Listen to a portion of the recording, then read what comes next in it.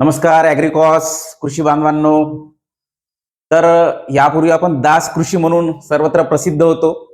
आता दास ऑफिसर म्हणून सर्वत्र प्रसिद्ध होत आहो होत आहो बरं का.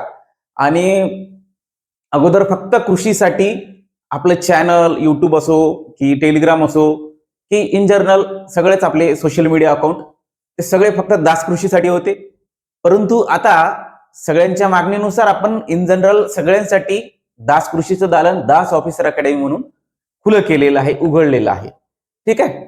आता या लेक्चरचा मुख्य उद्देश आहे, आपली कृषी सेवकची जाहिरात येत आहे, त्यामुळे कृषी सेवकच्या एक्झामच्या दृष्टिकोनातून आपल्याला जे जे घ्यायचं आहे या आपल्या युट्यूब चॅनलला ते सगळं आपण याच युट्यूब चॅनलला दास ऑफिसर अकॅडमी किंवा दास ऑफिसर या युट्यूब चॅनलला ज्या आपण प्लेलिस्ट आहेत, एक प्लेलिस्ट बनवलेली आहे दास कृषी म्हणून.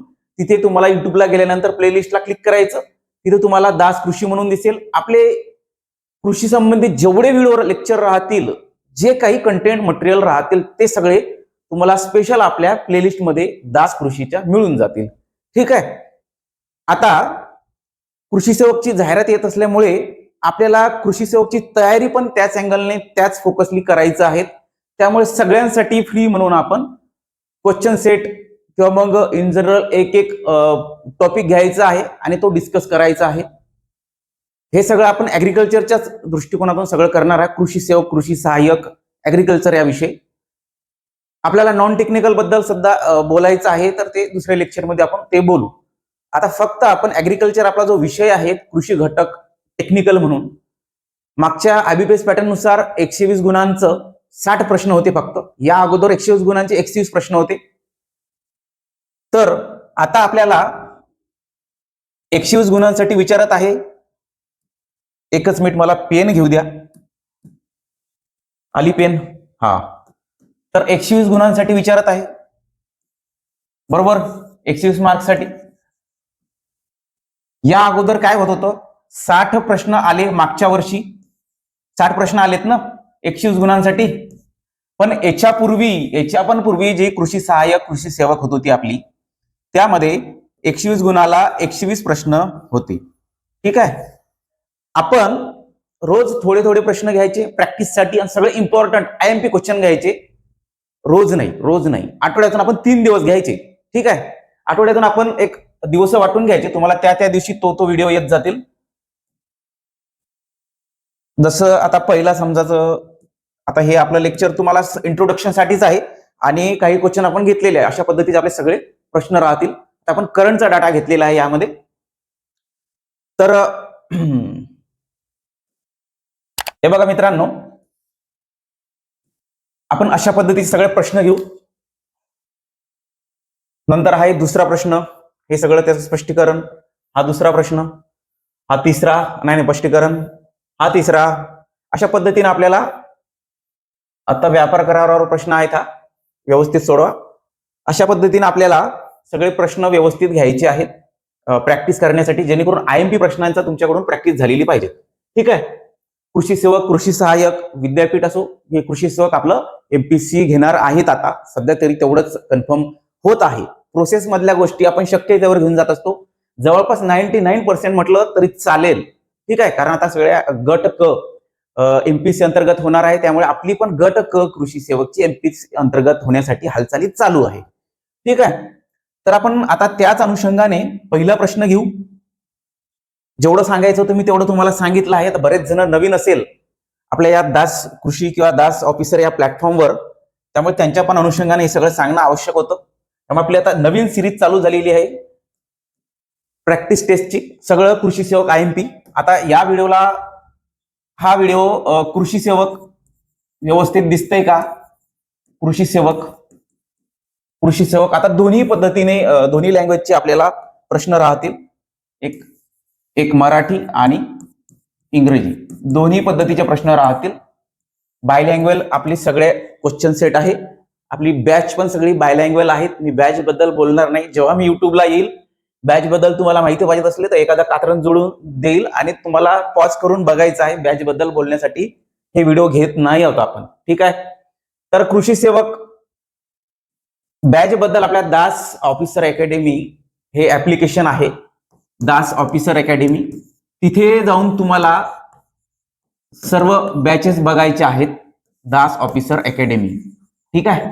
आता त्याच्या डिस्क्रिप्शन बॉक्समध्ये सुद्धा दिलेली असेल लिंक आहेतच, तर तिथून ते दास ऑफिसर अकॅडमीचं आपलं ऍप्लिकेशन घ्यायचं, डाउनलोड करायचं, इन्स्टॉल करायचं.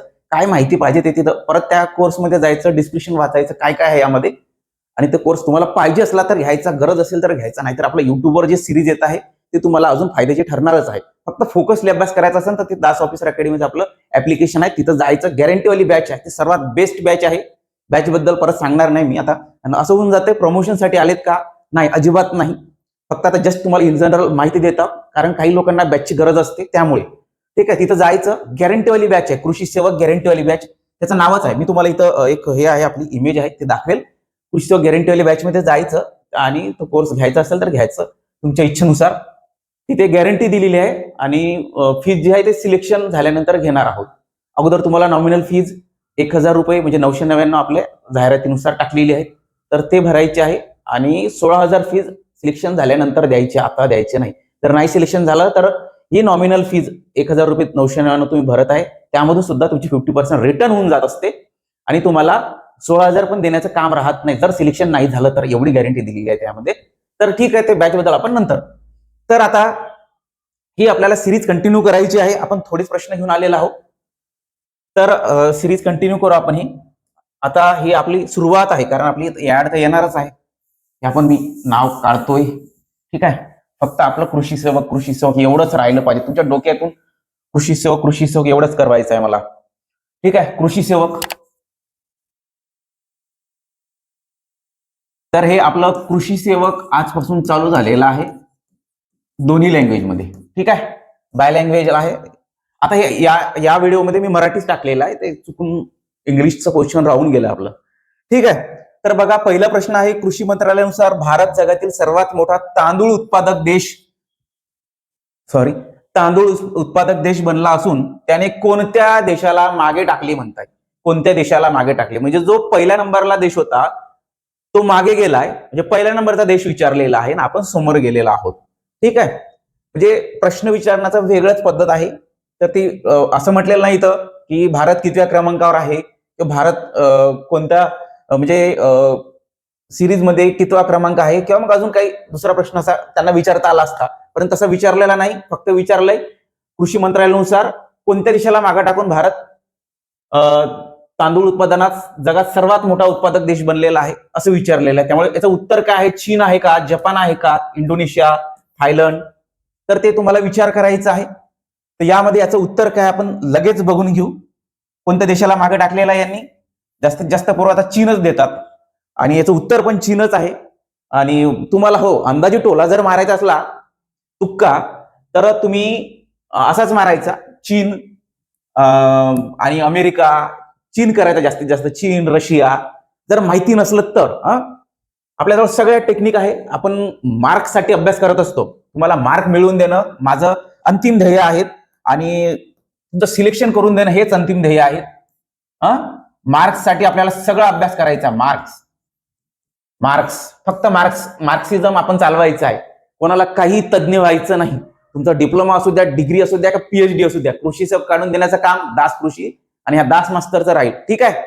तर आता उत्तराकडे वळू. चीन हा याचं उत्तर आहे.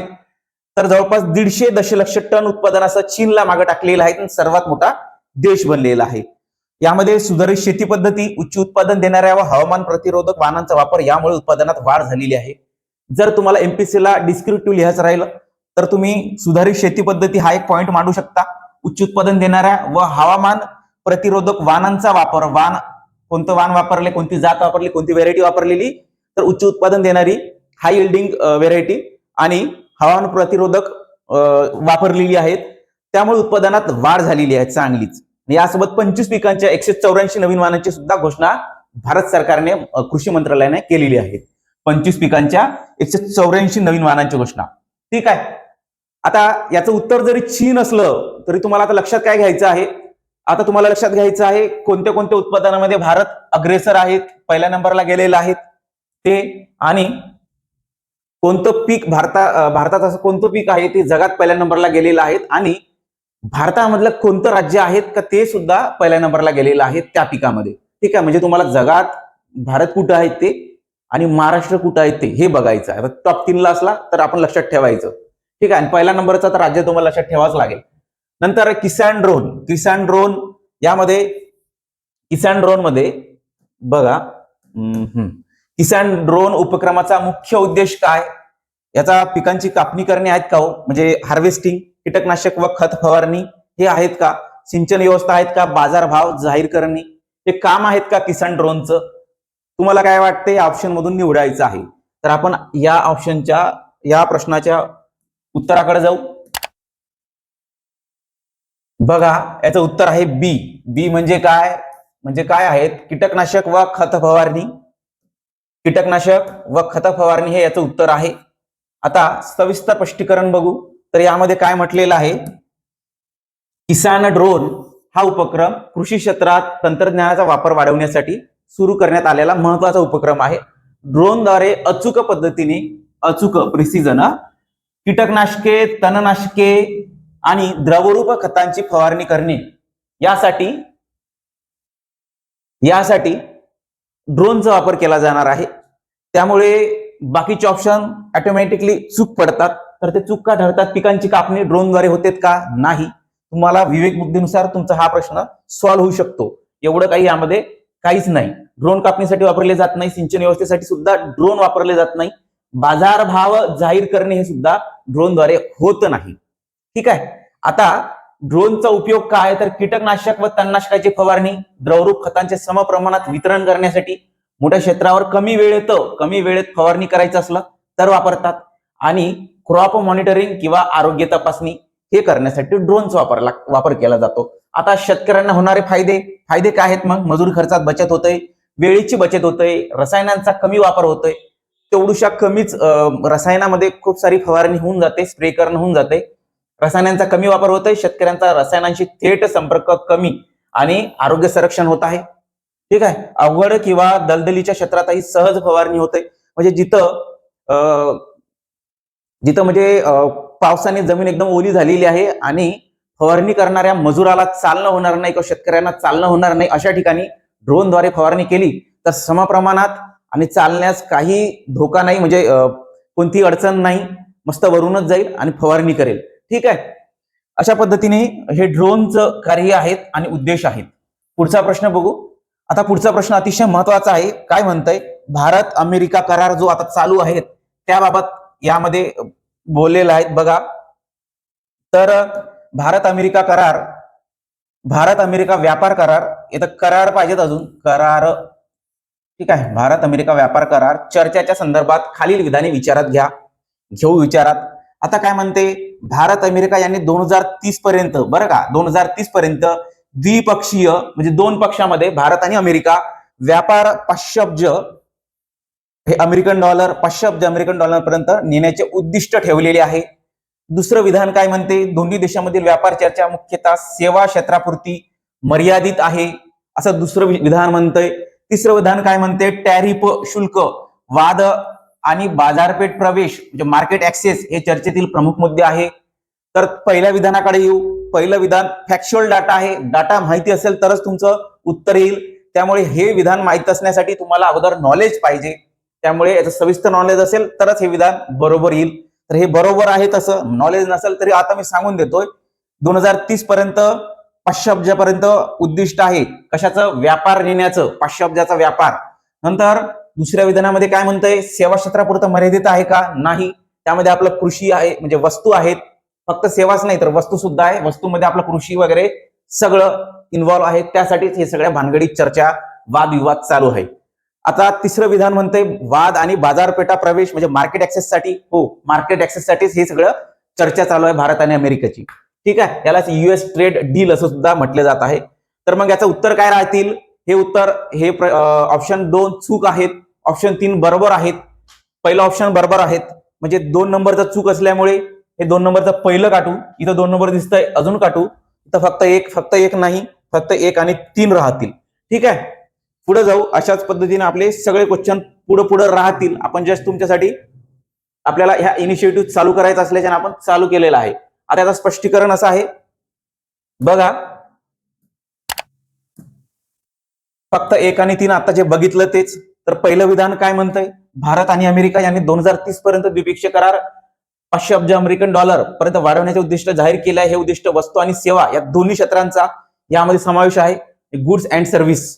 ठीक आहे. पुढे काय म्हणतंय विधान चुकीचं, 2 चुकीचं का, तर व्यापार चर्चा केवळ सेवा क्षेत्रापुरतं मर्यादित नाही, तर कृषी उत्पादन आणि म्हणजे याला मॅन्युफॅक्चरिंग म्हणतात, तंत्रज्ञान जे टेक्नॉलॉजी, संरक्षण, डिफेन्स, औषध उद्योग, आपलं हे डिजिटल व्यापार इत्यादी विविध क्षेत्रावर आधारित आहे. म्हणजे सगळे क्षेत्र जवळपास आलेले आहे. त्यामुळे मर्यादित असं, आता समजा तुम्हाला ते मर्यादितच्या विधानावरून तुम्ही त्याला कट सुद्धा केलं असतं तर चांगलं झालं असतं, कारण मर्यादित तरी कोणत्याच गोष्टी राहत नाही जवळपास.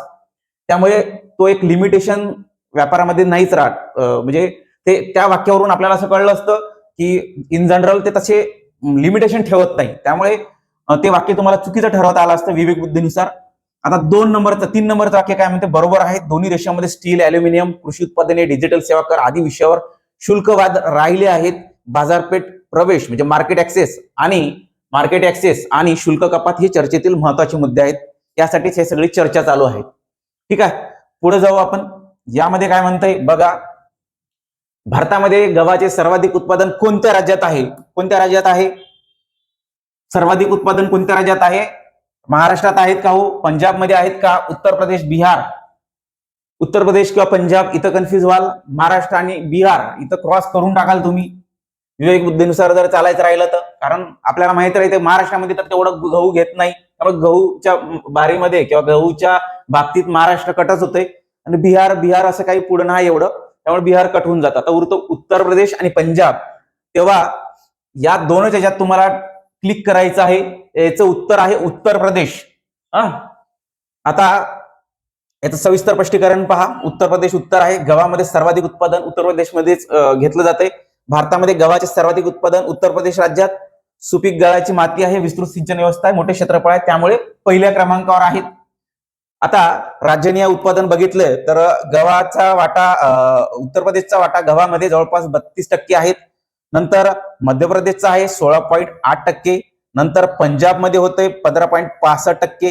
आणि ह्या तिन्ही राज्य मिळून भारतातील एकूण गहू उत्पादनापैकी सुमारे 64% उत्पादन ह्या तिन्ही राज्य मिळून घेतलं जात आहे. कोणतं पहिलं? उत्तर प्रदेश, मध्य प्रदेश आणि पंजाब हे 3 राज्य मिळून 64% उत्पादन घेतलं जात आहे. 64%. फॅक्ट लक्षात ठेवा. अगोदर तुम्हाला कृषी सेवकच्या अभ्यासाच्या दृष्टीनं फक्त तुम्हाला उत्तर प्रदेश माहिती पाहिजे, परंतु एमपीसीनं जर हार्ड प्रश्न करायचा राहिला तर 3 टॉपचे स्टेट तुम्हाला माहिती पाहिजे. ठीक आहे. आपण ते तशाच पद्धतीने घेणार आहोत. आता गहू बद्दल आपण थोडक्यात माहिती. गहू हा जगातील सर्वाधिक पिकवला जाणारा मुख्य अन्नधान्य पीक आहेत. मुख्य अन्न पीक म्हणून आहेत ते. दुसऱ्या क्रमांकाचा आहे. पहिल्या क्रमांकाचा तांदूळ पीक आहे. गव्हामध्ये सुमारे 13% प्रोटीन आहेत. ऍक्च्युली 13% आहेत का? 13% गव्हामध्ये प्रोटीन आहे. प्रथिनांपैकी 75 ते 85% भाग ग्लुटेनचा असतो. ग्लुटेन असतो यामध्ये. हा फॅक्ट येण्याची शक्यता जास्त असते, जो बेकरी पदार्थांसाठी महत्वाचा आहे. बेकरीसाठी महत्वाचा आहे तो. गव्हामध्ये सुमारे 1.5% मेद किंवा चरबी आपण फॅट म्हणतो ते किती असते? 1.5%. पुढं याचं उगमस्थान आहे दक्षिण पश्चिम आशिया म्हणजे साऊथ वेस्ट आशिया. क्षेत्र उत्पादनामध्ये जगातील प्रमुख धान्य पीक आहे. भारतात सर्वाधिक क्षेत्र आहेत आणि उत्पादनात चीन पहिल्या क्रमांकावर आहे, तर भारत 4थ्या क्रमांकावर आहे. पहिलं लक्षात ठेवायचं आपल्याला कोण आहे? चीन. चौथा आहे भारत. ठीक आहे. तर मित्रांनो अशा पद्धतीनं आपल्याला म्हणजे जे परीक्षेला आवश्यक प्रश्न आहेत IMP ते सगळे घ्यायचे आहेत. तुम्हाला मी जस्ट हे एक डेमो दाखवलेला आहे. असे प्रश्न राहतील. त्यामुळे आपलं दास ऑफिसर अकॅडमीचं जे चॅनल आहे ते सबस्क्राईब करून ठेवा. आता आपले लेक्चर सिरीज चालू होऊन जाईल. आपलं सेटच राहतील. तुम्हाला एवढे प्रश्न रोजचे येतच राहतील. रोजचे नाही, 3 दिवस आठवड्यातून रोजचेच निघते. आता मी तुम्हाला टाइम टेबल सांगेल नंतर, सोमवारी घ्यायचं, बुधवारी घ्यायचं की शुक्रवारी, शनिवारी घ्यायचं, तर ते सगळं चालू राहतील. ठीक आहे. थांबू आपण. आणि कृषी सेवकची तयारी चालू नसेल केली तर आता करणं चालू करा, कारण जाहिरात येऊ शकते आता. म्हणजे आता वातावरण बनत आहे. आतापर्यंत तर सगळं आचारसंहितेमध्ये वगैरे निघून गेलंय. आता इथून पुढे असं वाटतं. ग्रामपंचायत वगैरे इलेक्शन असते, परंतु त्याचं तेवढं काही तेवढ्याच भागापुरतं राहते, एवढं काही त्याचा इम्पॅक्ट पडत नाही. आता काय आपल्याला एप्रिलच्या पुढं किंवा एप्रिलमध्ये आपली जाहिरात येण्याची शक्यता आहे. सध्या एमपीसीच्या प्रोसेस चालू आहे, जाहिरात कशी घ्यायची, म्हणजे त्यांची कराराचीच प्रोसेस चालू आहे, कृषी विभाग आणि एमपीसी. ठीक आहे, थांबू इथं. चला, बाय.